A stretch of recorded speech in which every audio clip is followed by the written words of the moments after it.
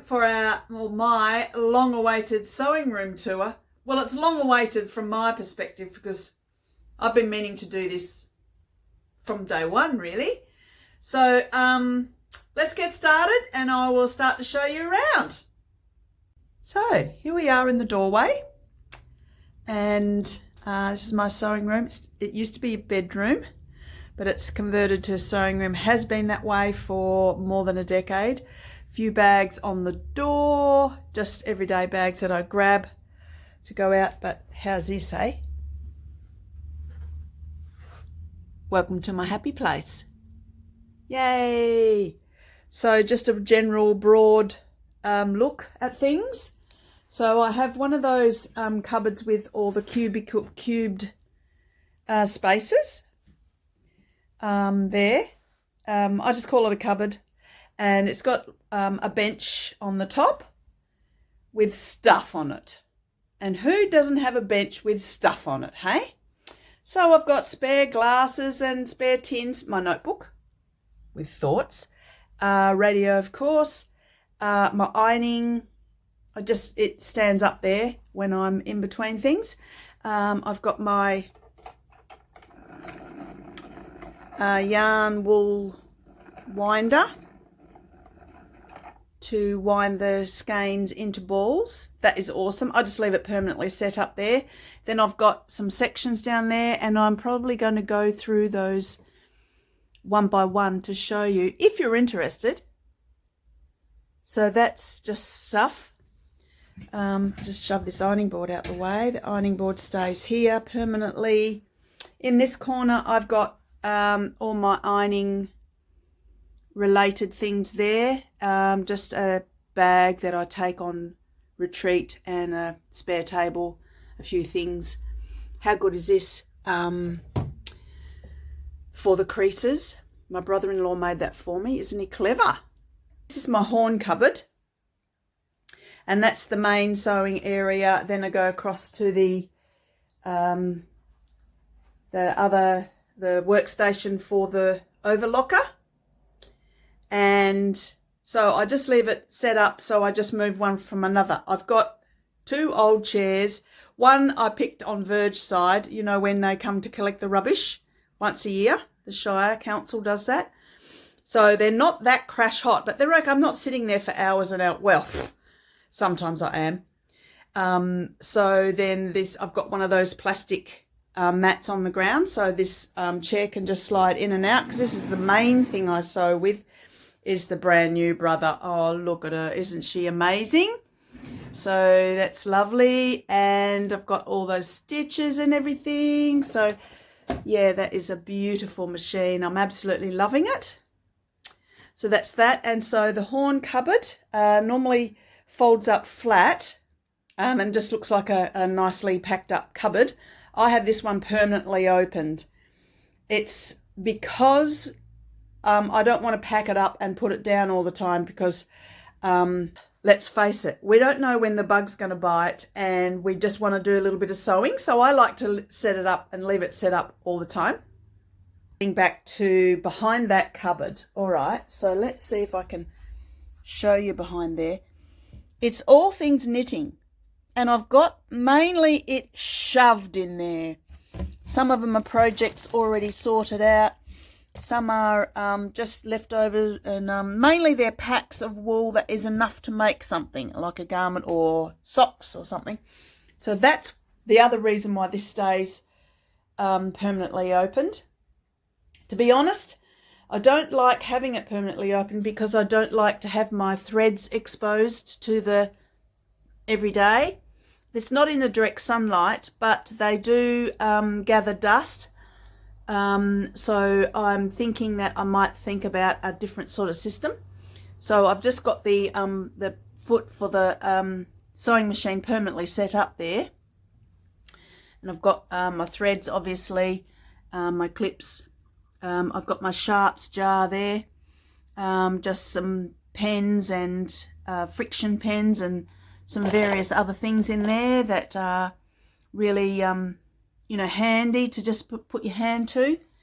And then I've got my button stash down there. So I've got buttons from Auntie Bev. some little tiny ones, some black and white ones. So I've got them a little bit orderly. And then I've got another packet of them there. So I'm gradually getting more and more. And, you know, very often I'll go to find buttons and I don't quite have enough. So I just mix and match them. Doesn't matter. I don't mind so much. So then this horn cupboard. So let me do the quick rest of the scan first. I'll come back to those drawers. So that's a beautiful winter room because it's got this beautiful morning sun. And it's just delightful. And I've got some potential projects. They're not cut out, but unfinished things there, or some of them are unfinished. Just some baskets if I want to put projects in there. And this is just those bits of scraps there are to just test a sample when you rethread something on the overlocker or the machine, sewing machine. Nice pot plant. I collect bags a little bit if they're cute. I collect them. Then this is the actual wardrobe for the bedroom. Mainly has some toiles and it has my patterns and other things, but I'll show you that in a separate space. Then behind me here, so this is what you usually see on my videos, is this cupboard, which is my fabric stash. So we'll go to that in a separate discussion. And then up the top of there, I try not to have all of these in the videos when I'm recording my my everyday videos, because it feels messy to me and it feels like a distraction. So I try to, that's why I'm usually seated. I'd rather stand, but anyway, that's what I do. So I'll go through some of these things. I've got a dinky case that I carry things in when I go to retreat mainly, or workshop days. This is just a lovely bag that I collected when I purchased something from that store. And inside there is things like spray starch and various things that I don't use that often, but I know they're there and it's quite nice. On this side here, I've got, these are my blocks for when I make knit socks. When I knit socks, to block them, you put them, if you're a knitter, you'll know what I'm talking about. You put them on those, whatever they're called, those things, sock blocks. Then my mask. Man-made mask, a handmade mask, a couple of styluses or special rulers, so they're handy. And then in this corner here, which is behind the door when you open up that wardrobe door, so this is behind the door and it's got some full-size patterns here. I've got some self-drafted patterns. I did do a workshop, oh actually I did a whole course at TAFE once.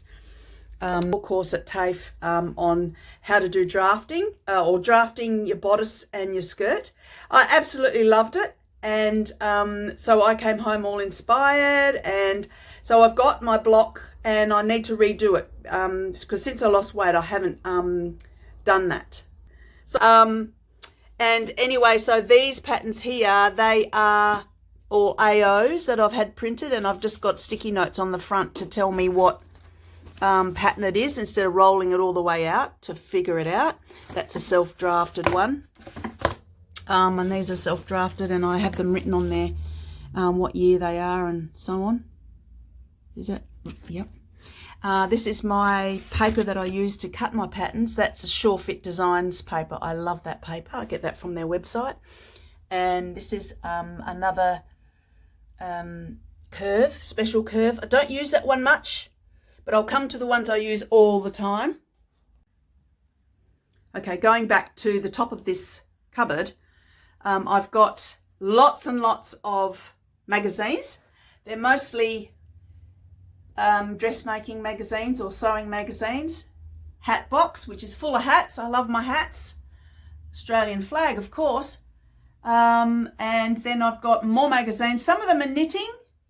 And then I've got a box of little kiddie toys for grandchildren or grandchild or other visitors, and yet another hat. Okay, I just want to talk to you about this bag here that I made. It's a lunch bag. You know, you take your lunch to work, 9 to 5, and you're there 5 days a week. So originally that's what this was for. It didn't kind of work out really well. I got it from a bag book, the pattern. It's all fully lined and everything, and it's got the middle of it is filled with stuff that keeps things cool and or hot, it depends. So I mainly use it to take my thermos if I go somewhere, because it stands up beautifully. Because the problem with it, I'll just move here, sorry. The problem is it was supposed to fold over like that, but it doesn't, because it's too stiff, because the stuff I got for the middle was way too stiff. But I really love it because it's nice and strong, and it's great for when I go places and I have to take either a bottle of wine or something, or a thermos if I'm going on a picnic. So this is where the mannequin lives, just in the corner there near the door. And currently she's got my Oppo clothes on. And then on the side of this cupboard. And so this is the SureFit designing stylus. I use that one a lot because the thing I like about it, it's got the 5/8 of an inch. See the dotted lines there? It's got the 5/8 of an inch marker there, so I can go around a pattern and check how far it is in and draw my lines for sewing if I want to. Then I've got this cute little trinket that I don't really have anywhere much to put it. I don't really want to hang it in my car like some people do. Too much of a distraction. I think I'd look at that all day. It's so lovely. Someone gave me that. And then, yeah, that's my ruler that I cut when I use my blade cutting. So that's the very brief version of my sewing room. And I didn't neaten it especially. Whenever I finish a project, I always give it a neaten up, because I like to start the new project nice and tidy, and otherwise it feels like it gets in my head and I can't think with all the mess around me. But when I'm in the middle of a project, yes, I'm surrounded by mess. Now I've also got a separate cutting table, which I'll show you. And so I'll take you there now. So just stepping out of this main sewing room and into the next bedroom, which is actually my spare room. And we have Tiffy here asleep. Hi, Tiffy. You sleep? You know what they say, let sleeping dogs lie. There's my spare bed. And I've only just got the one spare bed. I've got a project there ready. And then I've got those pajamas that I've got to decide. And this is, again, faces the same direction as the other room. So it's lovely. And so here is my cutting out table. Might need to flick a light switch. And this is my famous book that I keep referring to when I'm speaking to you. And I write all my projects in there. These are some potential up and coming projects that are coming soon, or I want to keep them in the front of my mind because I really want to get on with those. I have my little cutting station caddy that I can easily quickly grab and take wherever, but it's mainly to the other end of the table. So that's all set up with all my rotary cutters, well, 2 rotary cutters. One's ergonomic and one is kind of semi-ergonomic. Then my good scissors, my paper scissors, and so on. These are my pattern weights. And these are made out of washers. I got them from a hardware store, and then just covered those with some plastic tape that I had. And they go wherever I go, because I just use them, put them on the fabric, cut around, and they're amazing. So they are awesome. Really glad I did those. And once again, yes, I love boxes and tins, but we'll get to that a bit more. So the table opens out. This is a horn table, once again, which I bought from Marketplace. And it opens out even further, which I'll show you in a second. And this is a self-healing alpha cutting mat. And so those of you that have got these or this style cutting mat, you'll know that when you cut them with a a rotary cutter. If it makes a cut on there, it heals itself so it doesn't ruin it, and it won't ruin the table. So I've just closed the blinds and opened out the table fully. And then I've put my second alpha mat there, which joins up, and it makes a very big space for me to cut out full pants or a full-size dress. And it saves me getting on the floor and cutting out, which is what I used to do. And it used to kill my back, so I've got a bit of a back thing. So this cupboard has also got one drawer, and a cupboard on each side. So in this drawer on this side, I have some tape measures, my little measure book. This book here, I've got all my measurements and everything from the beginning of time, just about, and other lists. I've even got my Christmas lists, what I bought for people in there. That's the book. For some reason, that's where I ended up putting it. Glue. I use glue sticks now to put together my A4 patterns. Sticky notes for me to put on fabric or whatever I've purchased, so I remember what it is. Of course, sharpeners. I'm a big user of pencils, rubbers, erasers, and then I've got some homemade pattern weights. I don't use them that often. I do use them. They're handy. More glue. It's all special. Another little workstation full of the pens and highlighters and so on, because when either designing or drawing up patterns, I need certain pens and pencils for that, which are different from the ones I need for actually the workstation, the sewing. So that's that drawer.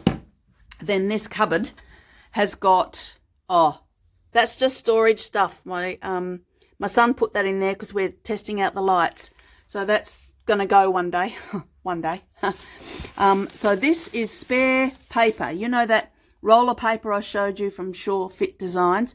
I don't throw out the scrappy bits because sometimes you just need a tiny little paper to make a collar pattern or something like that. Then I've got my sellotape or sticky tape. This stuff here, this is amazing. This is the copy paper, they call it, and it's carbon paper. So I use that a lot to make the marks of my darts on garments, usually dresses or tops. And it's the woven stuff where they need a dart. So I use that. So that is really helpful little cupboard. Underneath here is, oh yes, there's the cover for the new sewing machine. Then I've got masks. These are scraps, but they are going to be made into things. So it might be underwear, might be a half and half t-shirt, mix things around. Those 2 bags of scraps there, 1, 2, they are going to be, I'm going to make them in a buffet when I finally collect enough leftovers. I think I've been told you need about 4 of those, and I'm getting there. Rubbish bin. How cute's this lady? It's supposed to be a grandma. I found it in a op shop, and it's all hand knitted and everything, and it's a door stopper. Cute, hey? So yeah, that's a bit of a mess. I do try to keep it tidy under here, and then as you might be able to glimpse there's more stuff on the other side, which is leftovers from fleece. And again, I'll join that all together to make something. I'll take you around to the other side of this. Here we are on the other side. So then we've just got, I'll show you the cupboard first. This cupboard has just got all my gatherings of Christmas and birthday gifts that I'm buying ahead of time. So sometimes this cupboard gets way too full. It smells beautiful because I've got a candle in here as a gift for someone. So that's where I put my stash of things that are going to be gifts for people and other odds and sods. Then this drawer here, I don't use this side that much, but it's got spare rotary cutter blades, like a lot. I bought a big heap at once. Someone helped me get those for cheap. And then I've got my pinking shears, and I've got a whole set of beautiful scissors that I won as a prize, I think. And these are those sticky tape that I made those weights out of, paper weights, and just some spare scissors and various things in there. So they're really a way not to be utilised too much, but the main thing I get out of here is those pinking shears. And sometimes this thing here is to make buttonholes evenly spaced. So I don't make buttonholes that often, but when I do, I really appreciate it. That was a Christmas gift from my daughter once. Awesome gift. Love it. So that's the cutting table and where I do all the cutting and laying out and deciding. And sometimes there's fabric all over this area here, and I'm I've already said that I can't decide what am I going to make and what fabric I'm going to use for what pattern. So I often lay it all out, and it just takes me ages to decide. But when I decide, that's it. I'm into it. Okay, so that's the end of this basic sewing room tour. I'm thinking I might do a part 1 and possibly part 2 to show you my fabric stash, to show you my pattern stash, because there's lots in that cupboard. You haven't even seen that one or that one. And inside that other cubed cupboard where all my bits and bobs are. I thought I might show you through that. So please put in the comments if you're interested in me showing you all those sections, because I can really dig in deep and take my time, and we can have a play around in my cupboards. Play around? It's a mess. Well, it's an organised mess. So thanks for watching and for joining me in my sewing room, and it would be lovely if you could actually physically come and see me here and we could sit and sew together. That would be a fantastic thing to do, but since we can't, in my mind, this is the next best thing. So I'll leave you there, and happy sewing everyone, and I shall see you next time. Bye.